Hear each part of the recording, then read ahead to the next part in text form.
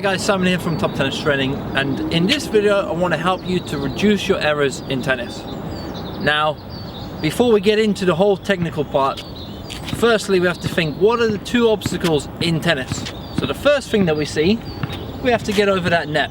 So that's our first obstacle. The second thing, we have to then hit it within the lines, the confined lines of a tennis court.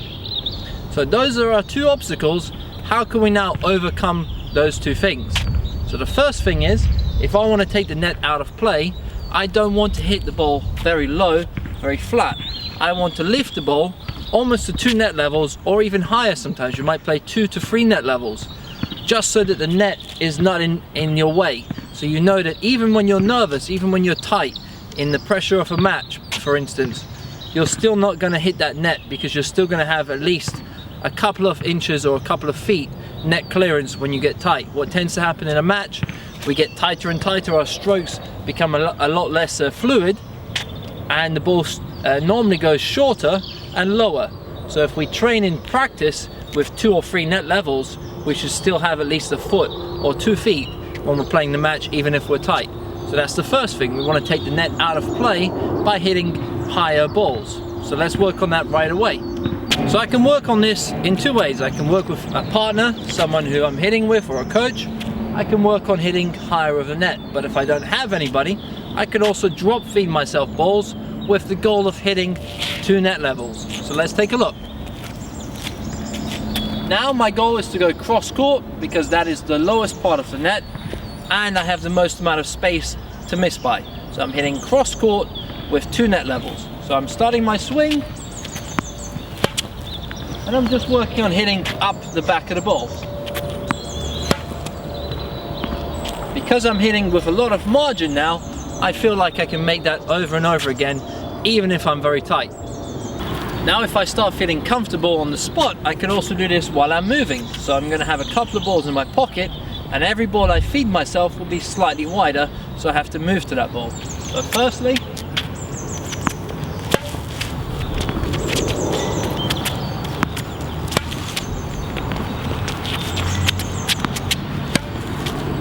and on that last one I didn't get the net clearance that I would like, so I'm going to go back and work on that again until I feel that it's 2 net levels at least.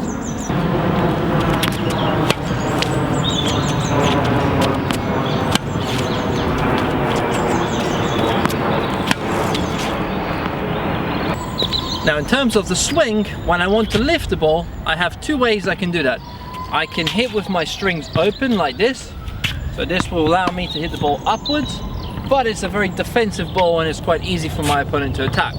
I could also swing from low to high. So instead of going through the ball like so, I'm going from low to high with my swing. So all I'm doing is that, and that's going to lift the ball and give me a nice clearance over the net. So now I feel like the net is out of my way. The next obstacle I have to overcome is not hitting it long or wide. So there's 2 ways for me to do that. I can hit the ball softer, so I could almost push the ball into the court. But again, that's very defensive. So what I want to do is increase the topspin levels on my swings. Now the easiest way is, again, if I'm hitting this ball and I'm imagining that the ball is a clock, if I'm going for more spin, in general, I'm going from 6 o'clock to 12 o'clock. I'm going up the back of the ball. If I'm hitting this ball cross court, on a forehand for instance, I might go from 5 o'clock to 11 o'clock. So I'm going across the ball and up the ball. If I want more spin and to produce a shorter angle, I might go from 4 o'clock to 10 o'clock on the ball.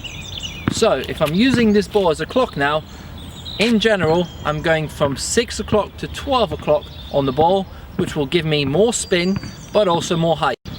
And this is the perfect way for me to take the net out of play and also to stop missing long or wide. So let's take a look. I'm just thinking about going up the ball from 6 o'clock to 12 o'clock. Now if I'm going down the line, I can focus again on that 6 to 12 o'clock on the ball. But if I'm going cross court, I can think about the 5 to 11. So once again, down the line, 6 to 12 o'clock.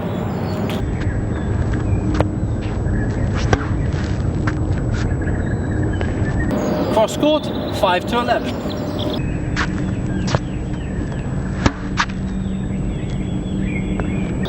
And now I feel like I've mastered hitting over the net with good topspin. Now another simple way that I can work on these two things is by having a bit of tape tied higher than the actual net. So now my target is much higher than I would play in a match. So I do this a lot with my students.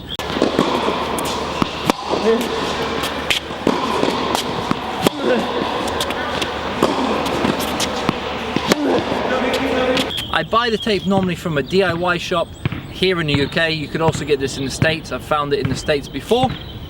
All I do is tie it from one side of the court to the other side, normally using the fence. And if you don't have a fence, you could use a couple of rackets tied into the net somehow, and that could be at least another 2 feet higher than your actual net on the real court.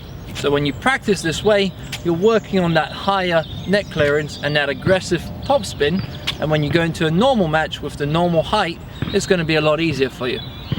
So go out there and work on these two things. I guarantee that you'll feel a lot more consistent in your training and in your matches.